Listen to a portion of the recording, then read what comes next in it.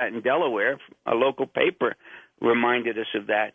And so I had Frank Sheeran to myself. I had him myself for my own 5 hours with him.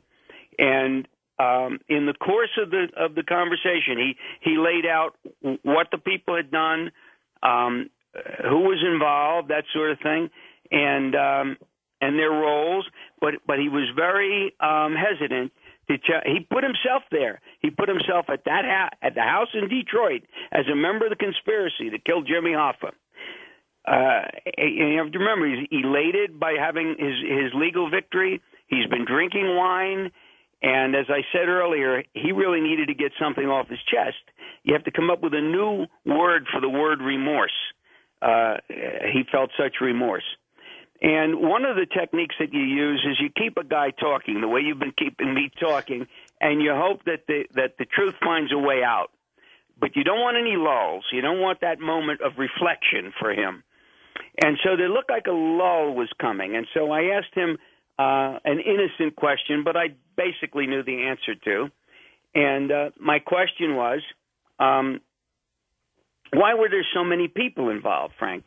Tony Pro, Tony Jack, the Andretta brothers, Sal Bergoglio, Chucky O'Brien, you, Russell. And Frank said, well, that way, if you go bad, meaning if you become a cooperating witness for the FBI, if you go bad, that way you only know what you did. You don't know what the ones before you did and the ones after you did. There's only so much you could tell. Well, I'd seen a movie as a young man, a very minor little, movie called Blast of Silence about a contract killer that's brought to New York from Cleveland to do a hit. It was a high-profile hit. And at the end of the movie, his reward is that he's killed. And so based on that movie, I said to Frank, I could also see where if you did a high-profile hit like this by yourself, you'd probably be killed yourself, like this movie I'd seen. And Frank said, you'd have to be out of your mind to take a hit like this by yourself. There's not going to be a massacre, but a lone cowboy is going to be disposable. And I said, yeah, a lone cowboy like, say, Lee Harvey Oswald. And no sooner are the words out of my mouth than Frank starts to turn to stone. I realize I'm onto something. And I said, like Lee Harvey Oswald, a lone assassin, if it was Jack Ruby's job to get rid of him, and he gets stonier as I'm talking, and his right hand starts to move a little bit like he's waving me away. And I said, but I kept it up. I knew I was onto something. The interrogator in me was like, holy Christ, what is this? And I said, and I said to him, and it's true, I said, I've never read a book on this, but it always seemed to me, I was teaching junior high at the time, it always seemed to me that it had to be Ruby's job to kill Oswald, and if he didn't do it out on the street, he better do it in the jail. And all of a sudden, Sheeran waves me off with his right hand and says, I'm not going anywhere near Dallas. My God, I mean, you can imagine how surreal that was for me. I didn't want to go anywhere near Dallas. What are you talking about? It's enough for me to be wanting to go near the Hoffa hit. And he gave me, by the time I left, I told my wife and my partner, he gave me about 80% of the Hoffa story. And he knows something about Dallas. And they both cautioned me to be careful, but I knew enough to be careful. So I typed up a synopsis. I left the Dallas reference out completely, and I presented it to him. And I'm sitting there with him at his apartment while he's reading it, and he's turning to stone again. This was the third time he turned to stone. The first time was when I was telling him how we were going to get him out of jail when he was in prison. The second time was when he said, I'm not going anywhere near Dallas out of the blue. And here he is turning to stone again, like he couldn't believe himself that he told me all this stuff that was in my synopsis, where I'm using the names, Steve Andretta, Tommy Andretta, And it was like he was yelling at me, like I should know better, like I was stupid. You can't write about these people. These people are still alive. Well, Russell is still the boss, and Russell was about 90 then, but he was still the boss of the family. And he said, I'm taking this. And he took my synopsis, but, of course I had plenty more, It was on a computer. I had another copy of it. I still have a copy of it. And he said, these people are still alive. You can't write this. And I said, well, if they die or when they die and you change your mind, Frank, give me a call. 99, he gave me the call that led to the 5 years of interviews that led to this book. He had a deathbed conversion back to his Catholic faith. And he said, if there is something more than this, and I got a shot at it, I don't want to close the door. He said that more than once. That was my wife's favorite quote of his when she was in his company. Hoffa had a long-standing feud with the Attorney General of the United States, Bobby Kennedy. Kennedy had a Get Hoffa squad, and they got Hoffa. And Hoffa ended up doing 7 years in federal prison. He appointed a caretaker president for his Teamsters while he was away, Frank Fitzsimmons. And while Hoffa did business with the mob, he wasn't afraid of the mob. Fitzsimmons was scared to death of the mob. And the mob found that they could do business much more easily with Fitzsimmons than they could with Hoffa. When Hoffa got out of jail on a presidential pardon by Nixon, with money greasing the wheels of that, Fitzsimmons wouldn't step down, and Hoffa decided to pursue the presidency in the upcoming election. And the mafia was not happy with that. They warned him, stay at home, play with your grandchildren. We're very happy to have Fitzsimmons in as president of the mafia. We don't want you in. And then Hoffa began making reckless public comments that he was going to expose how Fitzsimmons opened the treasury of the Teamsters Union to the mafia. Well, he was doing what Hoffa had done. He was just doing it on a larger scale. And that kind of irresponsible talk, Sheeran said, was just puffing. Hoffa was puffing. He was no rat. But the mafia had an expression that Frank taught me: when in doubt, have no doubt.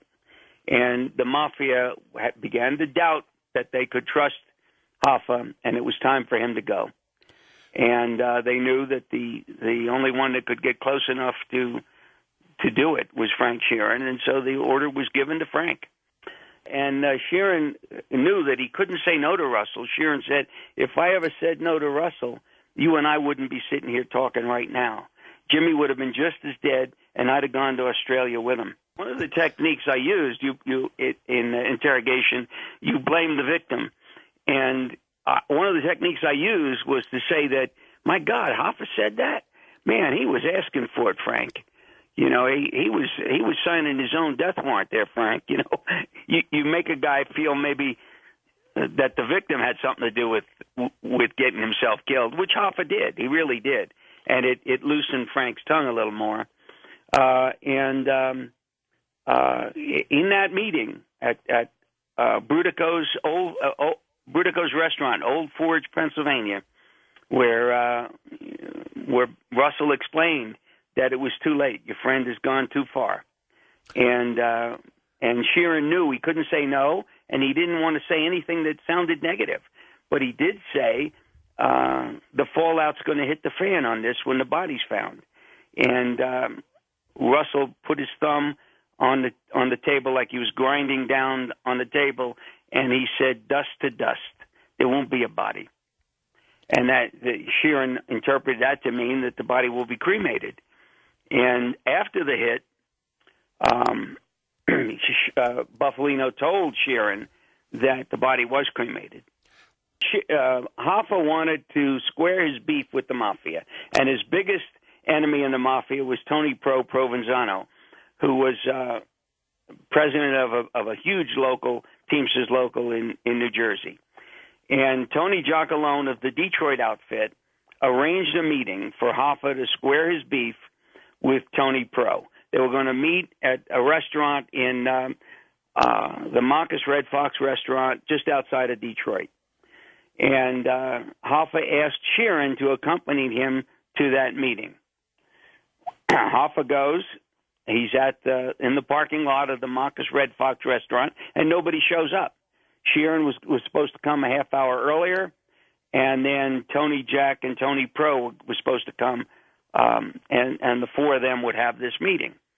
And Hoffa called home, wanted to know if there were any messages for him at home, called his wife, and he's at a payphone. And he's walking from the payphone back to the Red Fox restaurant. The payphone was at a hardware store. And all of a sudden, along comes a car, a maroon Mercury. Chucky O'Brien is driving it. Chucky was Hoffa's foster son. Chucky was a dupe. Chucky had no idea what was going on.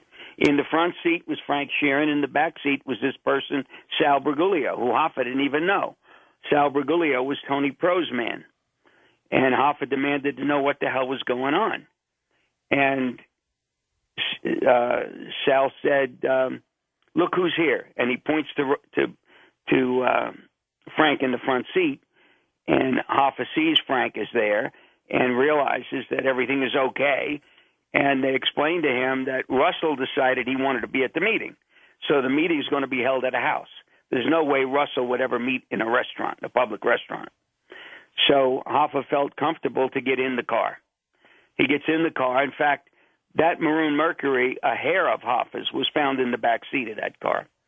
DNA later, years later, proved, after Sheeran had confessed to me, DNA came out to corroborate it. And they drove to the house, a house that Sheeran and I later found, and I took photographs of it. There's a photograph of it in the book. Hoffa got out. Hoffa always went first. Wherever he was going, he got out in front of you. And Sheeran coming up behind him. Sal Briguglio wasn't going to be at a meeting like that. It wasn't big enough. And Chucky O'Brien then drove away and drove Sal to wherever Sal was going to rendezvous. Both Sal and the Andretta brothers were from Tony Pro's local in New Jersey. And inside the house, in the kitchen, were the two Andretta brothers. They were the cleaners. Their job was to dispose of the body. And so Hoffa walks in. Sheeran walks in behind him in the vestibule, and Hoffa right away can see that there's nobody there. And he heads for the door, and as he brushes past Sheeran to get to the door, Sheeran puts two in the back of his head. Hoffa hits the ground. Sheeran goes out, gets in his car, drives to the airport that he had come in on, and there was a private jet plane waiting for him.